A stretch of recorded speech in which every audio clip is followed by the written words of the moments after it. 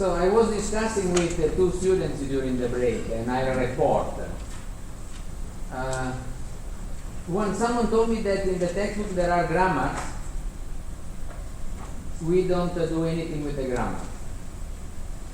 This was used to be a subject of this course and has been taken out to make the course a little bit easier. And because you are going to take a course which I think is 251, where you will deal with grammars and other similar formulae. So we don't do it.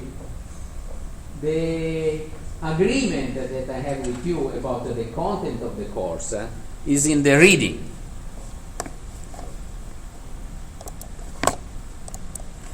If you come here and you look at reading, here there is, oops, you are not seeing anything. Here there is all the things that we are planning to do in this course. I say planning because we lost some time to the snow, so I'm not sure we catch everything, I think so. But here it is. So for example, because it's there, if you look at probability, there is some notation, there is the function, there are properties, there are conditional probability, and so on. And everything is defined in the textbook except expectation. Expectations you don't find it, is in the note, the one that we just did, and there is a reference to a textbook, probably it's Wikipedia, that defines what expectation is. Sounds good? All right, so the other one, I was talking with someone counting what is the probability of getting 3 of a kind. 3 of a kind means 3 cards of the same rank. No. No, you were counting 3 clubs. 3 clubs. All right, and then the other 2 cards are no clubs. All right, so this is not a good combination for it. And so, if you want to compute something like that, it's going to take a certain effort. Doing this computation is not easy at all. All right. So, if you want to do it and you start to struggle, it's not because you don't know. It's because it's a relatively more difficult problem than the one we solved here. All right. So,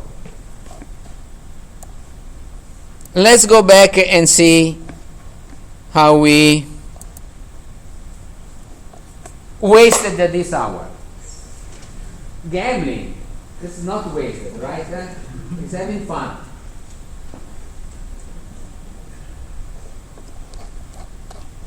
All right, so we are talking about probability. This is the keyword. And there is a little bit of terminology and notation. So we have a set that we call space, was element we call points, and we have a function that takes this set as domain and produces a value in the interval 0, 1. We call this a probability or probability distribution.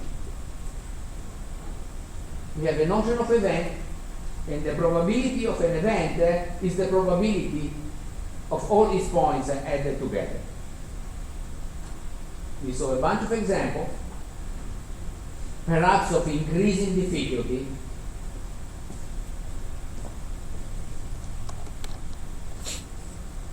Because we put that constraint on the probability distribution, there are some properties of this function, like the empty event has probability 0, the entire space, which is an event, has probability 1.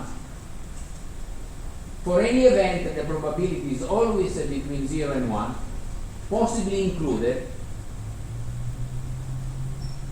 The probability of the complement of an event is 1 less, 1 take away the probability of the event.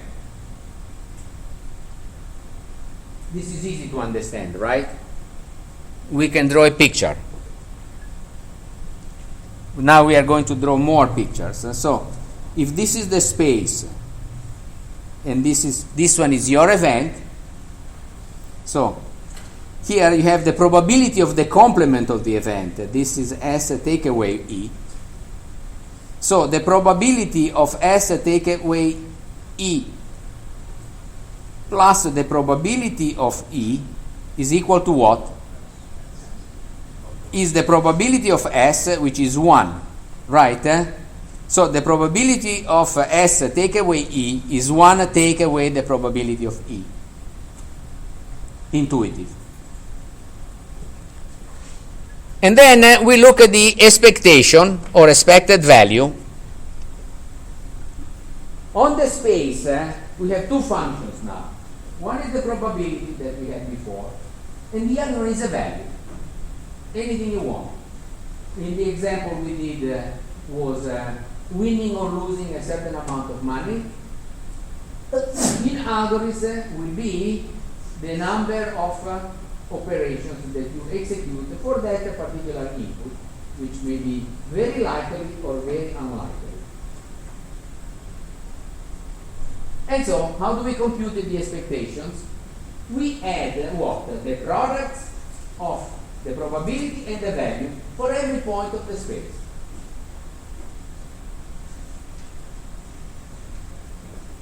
All right. Good enough? Any question about this? All right, so now we do things which are a little bit more difficult.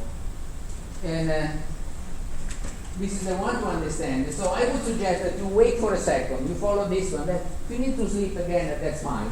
This will save you some time if you have to do it by yourself. So this is the probability of an event given another event. So first, let me give you the intuition. Without my glasses, I don't see very well. So I see a student coming in, but I cannot tell whether it is a boy or a girl, because it's too far. But I can tell whether he or she is wearing pants or is wearing a skirt, right? So, if it's wearing pants, perhaps I cannot say very much. But if this person is wearing a skirt, well, probably I would be tempted to say that it's more likely a girl than a boy, right? I have a Scottish friend. And when we have a party, he comes to the party with a skirt. And of course, he would be horrified if I call it a skirt. He has a different name for that. But let's be real. It's a skirt, right? So here, you don't have the skirt. You don't have the skirt. But knowing a certain event will give you some clues about the likelihood of some other event. All right? And so this is called conditional probability. Here you have two events, E and F, and the probability of E given F is denoted in this way. Is the probability of E with this vertical bar F. All right? And so how do we compute this one? This is the probability of the intersection divided the probability of F. So now I draw a picture. Maybe from the picture you get it, maybe from the picture you don't. I just do it to help you. This is really talking with my hands. This is the definition. And this one you have to understand. If you want some feelings, I'll draw the picture. I hope it will help you a little.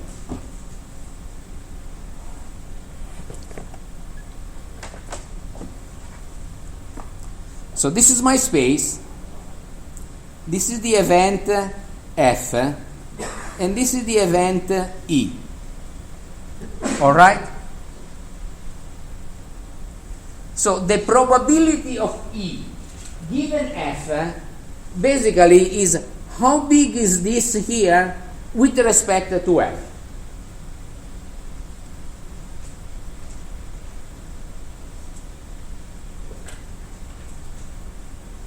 So this is an essential concept for a number of things. But for example, yes? So F is a subset of the E, then your probability is 100%? No, the other way around. If F is containing E, if you are in F, right, if F is contained in E, yes, it's 100%. Sorry. All right, so, for example, spam filters are based on this. And I'll make you an example. So this hopefully will motivate you a little. So, suppose that I get an email, and in my email there is the word Viagra. I tend to think that this is spam. Why it is so? Well, I look at all the emails that I get in 1 year, which is a very large number, and of course I get a lot of spam because my name is on the TSU web page and everyone can harvest it from there. And so if I look at all the emails that I get in 1 year, I get 60 emails with the word Viagra. And on these 60 emails, one is for my doctor that says you need a stronger dose, and the other one are spam. So, what am I going to conclude from this? And of 60 emails with the word Viagra, 59 are spam. So when I get to the next one, it's not necessarily spam, but it's likely to be spam, right? So now, let's compute this one. Let's compute this one. So, suppose that I get 1,000 emails a year. Actually, I get much more than 1,000. But, or let's say that I get 1,000 a month. But it doesn't matter. I get 1,000. All right? Of this 1,000, 60 contain the word Viagra. One is legitimate. And 59 are spam. All right? So, now let's look at this one. Here. Here I want the probability of spam given the word Viagra. This is spam. Oh, sorry. This is spam, and this contains the word. All right, so here says, look, the probability of this one is equal to the probability of S, spam, intersection V, divided by the probability of V. And let's say that of 1,000 email, 500 are okay, and 500 are spam. All right? So now, you are in the condition to do the computation. What is the probability of spam and Viagra?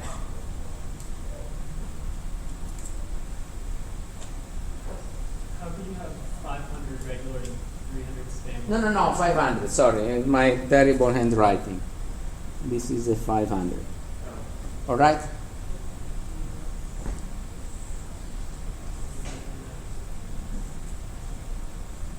So what is the probability of spam and Viagra? 59. Out of, 1,000. Right? So this will be 59 divided by 1,000. What is the probability of Viagra? 60 out of 1,000, right? So what is a 59 out of 60? Very, very close to 1, right? 0.99 something.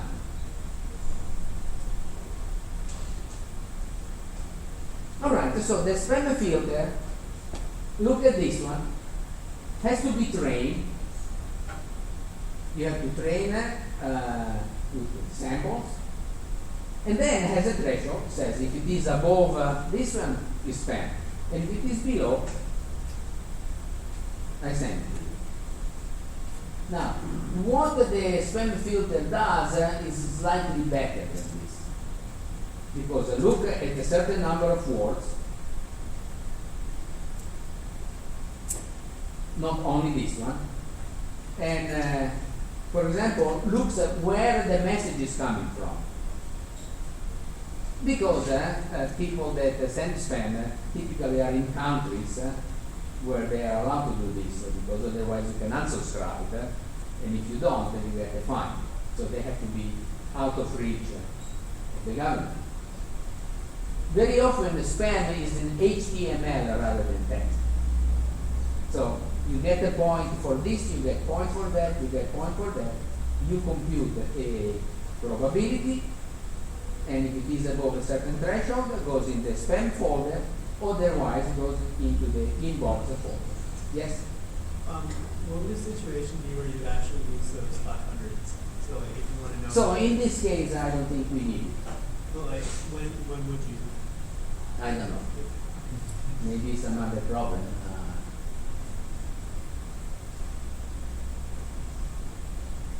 I put it there just to make sure that if I need it, I have it.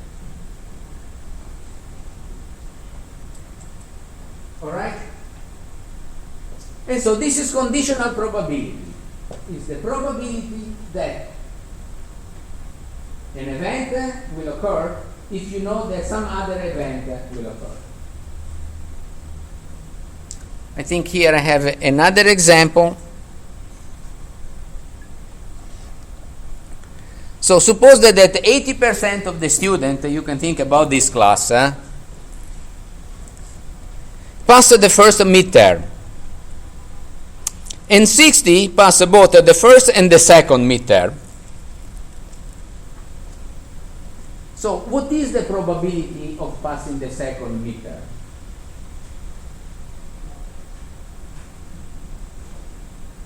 You have to read it there, right? If I say that it's not written, no, you cannot determine. So the question is, what is the probability to pass the second midterm if a student passes the first one?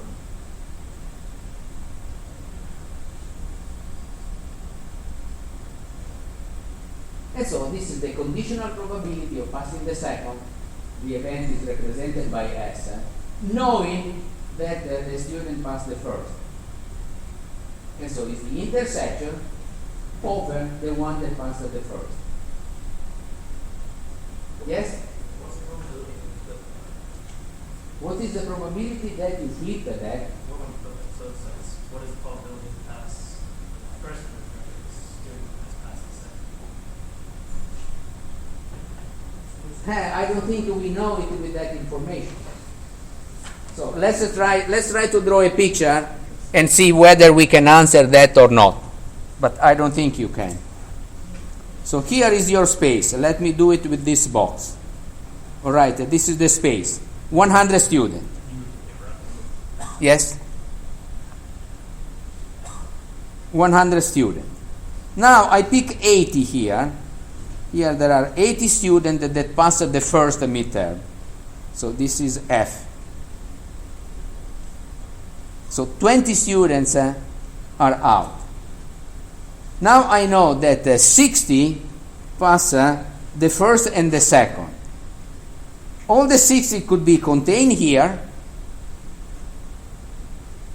or here I have 20 students. I could take 20 students here and 40 here. So with the information that I put there, you cannot really know what you are asking.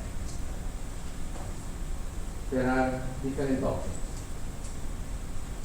All right? So a generalization of, well, first let us see one more concept. Independent events. We say the two events are independent if the probability of the intersection is the product of the probability. And so here you have an example. Suppose that one event is that the card is an ace, and the other event is that the suit is club. Are they independent or not? So we have a formula there, and we compute with this one. What is the probability that the card is the ace of club? This is the intersection. 1 out of 52. You should write it there and remember it. What is the probability that the card is an ace? 1 in 13.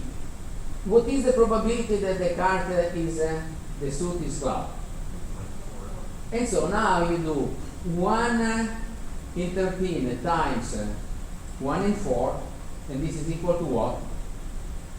1 in 52, which is exactly the probability of having the ace of club, 1 out of 52. And so, in this case, we say the two events are independent. This is your intuition, right? If you pick an ace, is more likely or less likely that you have a club? It doesn't matter. If you pick a king, the probability that it's a club is exactly the same as it is an ace. And so the events are independent. So now if you see this one, the probability of the intersection is the product of the probability, and you move it here. Let me write it. Then I answer your question. I saw you raising your hands.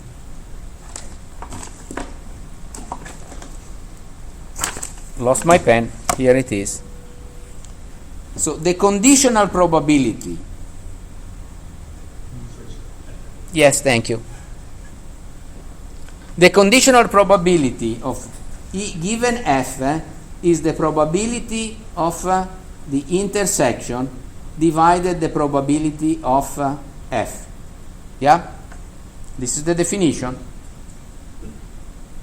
We say two events are independent if the probability of the intersection is equal to the probability of one times the probability of the other.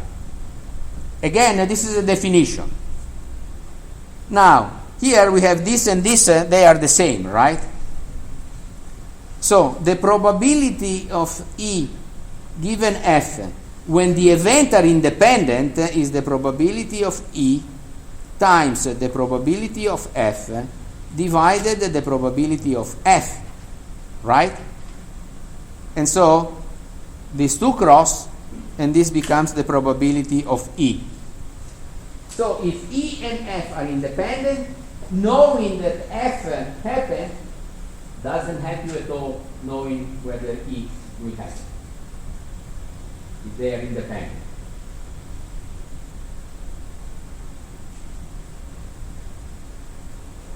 So what's that second line? It's just the probability of This is an independent event.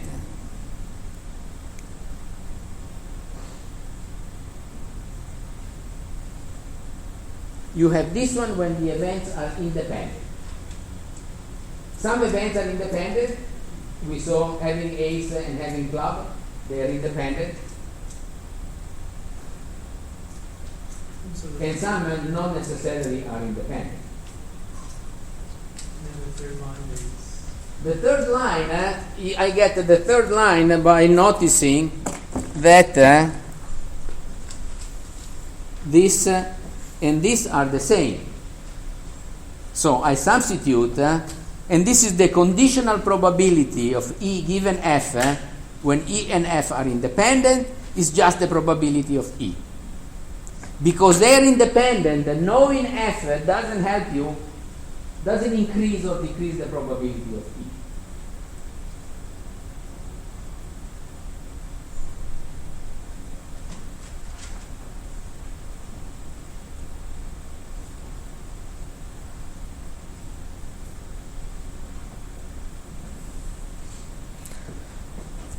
All right, so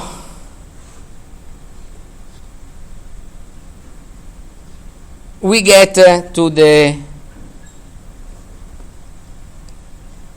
last real concept of this lecture, and this is a little bit more difficult than others.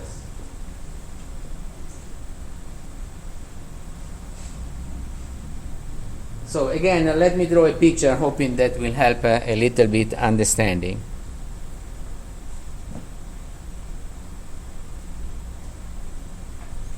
So suppose that I have, let me put it here. Suppose that I have a space S, and I partition this into events. You remember what is a partition? Who want to remind me what is a partition? Yes? Disjunct part of the set. Right. We cut the set in disjoint subset, where cutting means that you don't lose anything. The union of all these subsets is the set, and the two are disjoint. And so here you have C1, here you have C2, here you have Cn. And so here we have that the probability of some event f is equal to what? Is the summation over I goes from 1 to n here, of Pf given Ci conditional times P of Ci.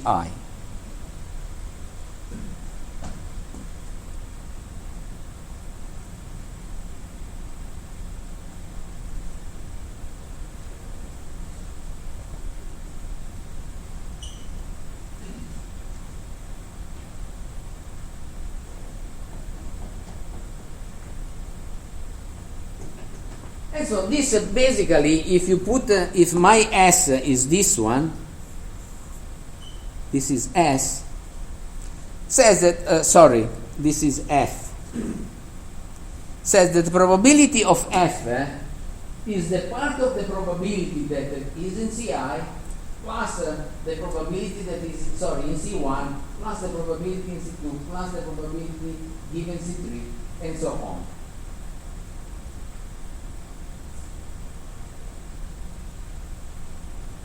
And so this is generalization of conditional probability. So what I want to do now is to do an example where you see a little bit how this plays out. And the example is very interesting. It's taken from Wikipedia.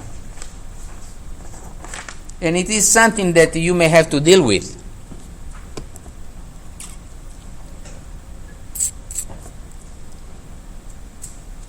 Once you get a degree here and you are looking for a job, you may find some companies that will ask you for a drug test. And so it's very interesting to understand how this drug test works. And once you get the result, what is the meaning? And so here we start with a drug test that produces 99% true positive. What does it mean, 99% true positive? That if you use a drug and you take the test, 99% of the time, or with probability 0.99, the test will say, yes, you are dirty. All right? The test also produces 99% true negative. Means that if you are clean, the drug test with probability 0.99 will say you are clean, true negative. 1%, someone that is a drug user will not be detected. And 1%, someone that is not a drug user will be told, yes, you took the drug. And of course, this is the scary part, right? Because all of a sudden you are accused of something that will prevent you from getting the job, and totally innocent. So how likely is how likely is the chance that you will take the test and you will be told that you are a drug user when you are not? And the result is mind-blowing. Now we do the computation and we will see. All right? So just to fix the numbers, just to fix some numbers. You don't need it, but I make a concrete case. Suppose that you have a company that has 1,000 employees and they are tested. All right? So, of these 1,000 employees, 5 use drugs. These are idiots for many reasons. One because it's illegal, the other one because it's not healthy. But most the tester is going to catch you 99% of the time. So if you hope to get away because of that 1%, of course, you are not going to get away. 99% is almost sure. All right? So what's going to happen? Here we have these 1,000 employees. Here we have 995 which are not using drugs and 5 that are using drugs. Yeah? So, of these 5 that are using drugs, when you do the test, 99% will be caught. So what does it mean really? This means that 4.95 of those 5s will be caught, which means all 5 will be caught, right? So here, let me put the 5, just to be rough. What's going to happen here?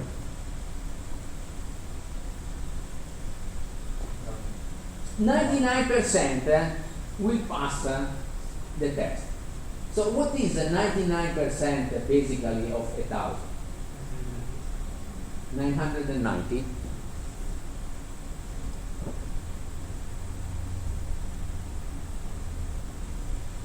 And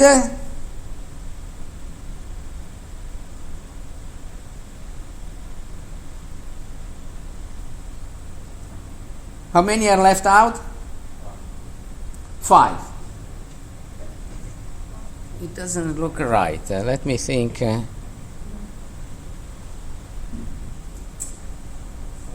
So I think this is wrong. Here, 1% of this 1,000, practically, 1% will 10. So here, really, I have 10, not 5. Right? And here I will have 985. I'm rounding up these numbers, also because the problem is discrete. You cannot have 4.95 people are caught. It is 4 or 5. All right? So now, let's look at this one.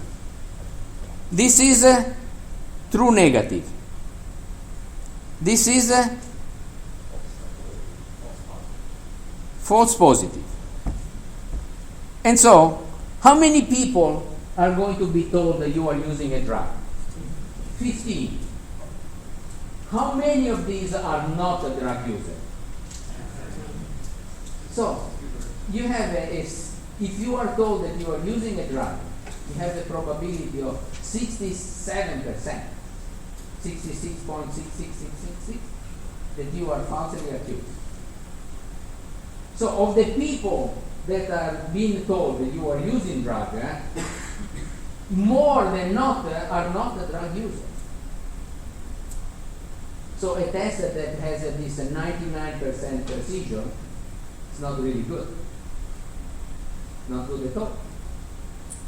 So at the very least, if you don't pass the test, the very first thing that the company is going to do is to give you another test, because of course they don't believe their own test.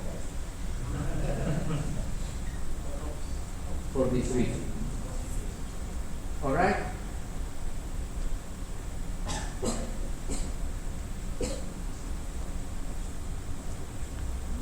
All right, so here there are all the formulas and all the things, and I don't want to spend too much time on this one, but I want you to understand the concept, all right? So now instead I want to spend the time trying to make you understand how tricky and how subtle it is to compute the probabilities, all right? So here I'll ask you a question.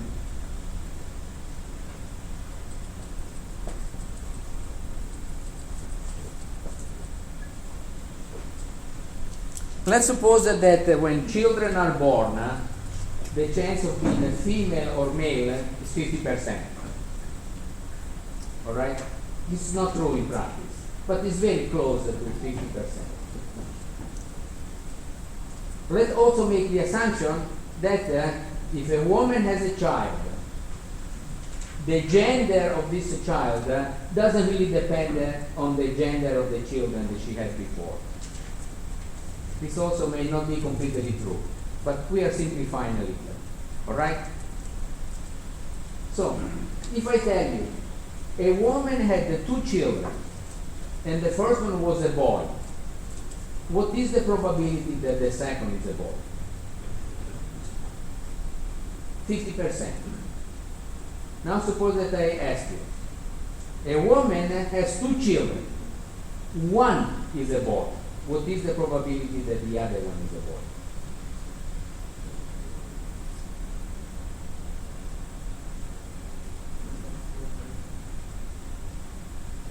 How do we measure this? How do we go about it? Right, we write down all the cases, then we write down the cases of our event, we write the space, we write the event, and we divide it, right? So the first problem is a woman had 2 children, the first one is a boy. Let's write the space. The space is boy, boy, or boy, girl. This is my space, right? The event I care about is this one. We said that the probability of having a boy or a girl is exactly the same. And so, 50%. Yeah? The other problem is that a woman has 2 children, and one is a boy. Let's write the space. What is? Boy, girl, girl, boy, and boy, boy. You with me? This is the event. They are all equally likely. So what is the probability? 33%, 1/3. You see how subtle this is?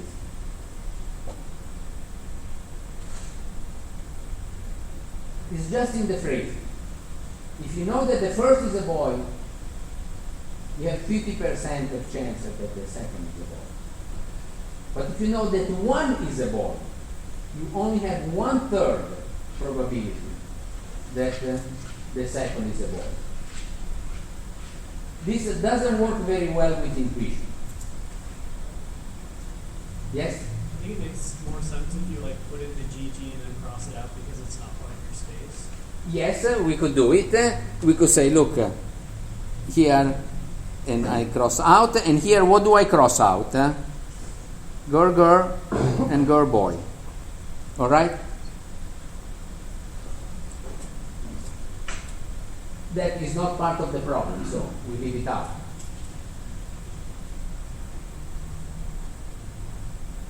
Yeah?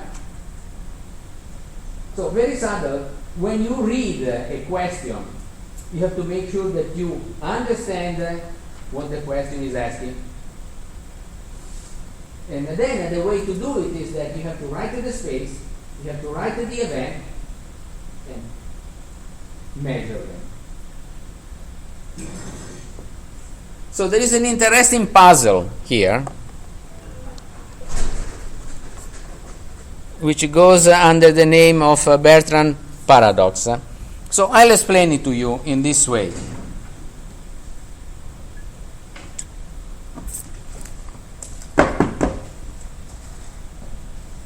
you have 3 chests, and each one has 2 doors.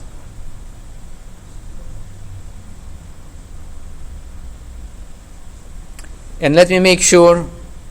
Each drawer contains 1 coin, and so one box has a gold coin in each drawer.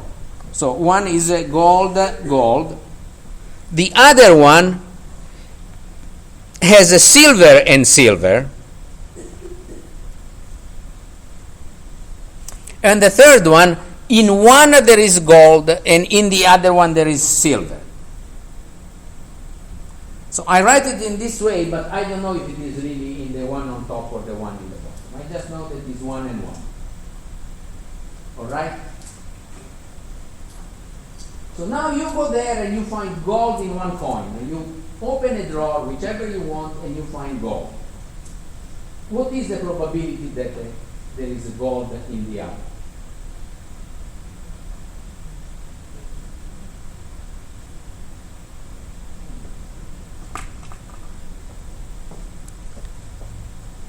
So here, first you have to find the space, right? Then you have to find the event, and then you divide. Yes? 1/3. I'm not sure how you got there. If you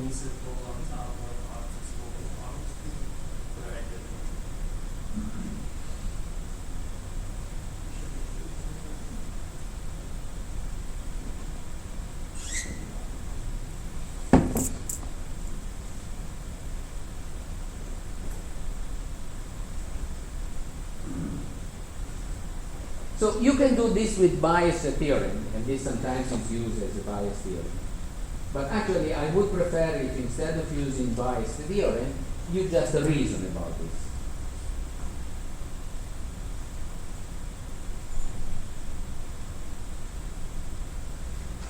So if you find a gold coin, what are the events? And what are the space? So, means that you either pick here, or pick here, or pick here, right?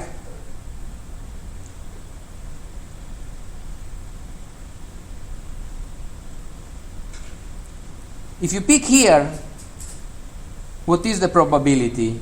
If you pick in this one, what is the probability that you find gold? 0. If you pick here, what is the probability that you find 1 for this one and 1 for this one, right? And so the probability is 2/3. If you find the gold, is more likely that the other one is gold than it's silver. Why? We have many ways of seeing this with intuition. If you find gold, it's more likely that you are in the first than in the other, right? Yes. And so if you are in the first, it's more likely that you find another one, right?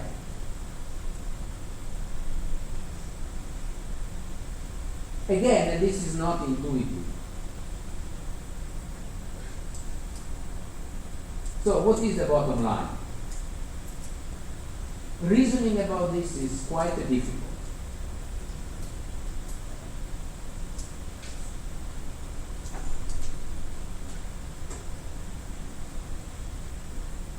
All right, so I'm done with everything. Should we briefly review what we did? We have 5 or 8 minutes before we go.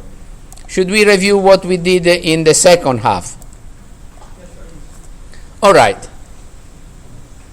So what was the key concept of the second half? Conditional probability. What is conditional probability?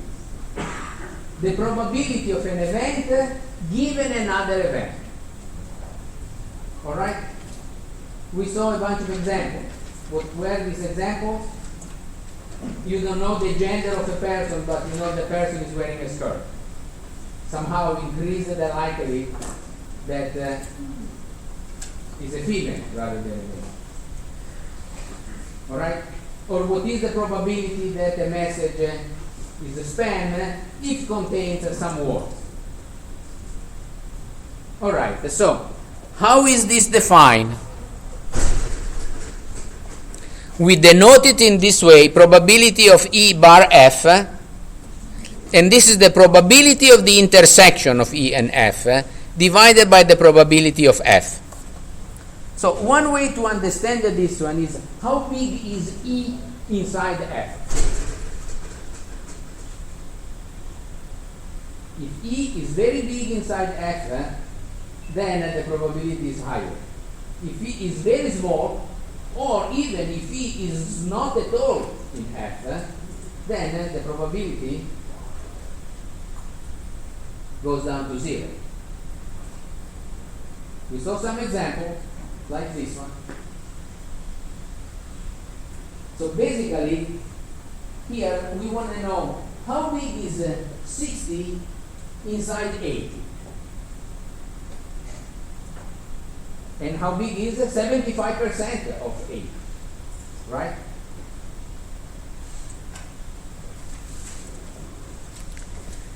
Then we look at independent event. Why we care about this?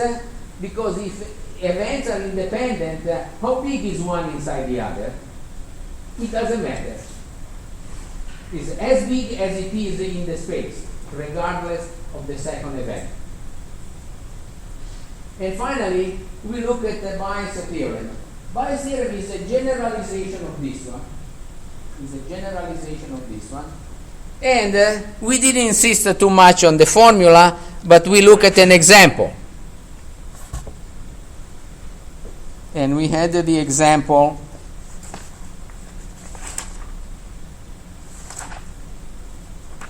I lost my example. We had the example here where we assume a company has 1,000 employees, 5 use drugs and the rest doesn't. And the accuracy of this test is 99%. So 1% will be false positive and 1% will be false negative. And so we do the computation and we find that more people than not in this situation are incorrect results. And so this is why this is so important. Finally, we discuss a couple of examples where the intuition it doesn't help very much. And so the way you phrase the problem is essential. So if you have to solve a problem, make sure that you really understand what the problem is asking.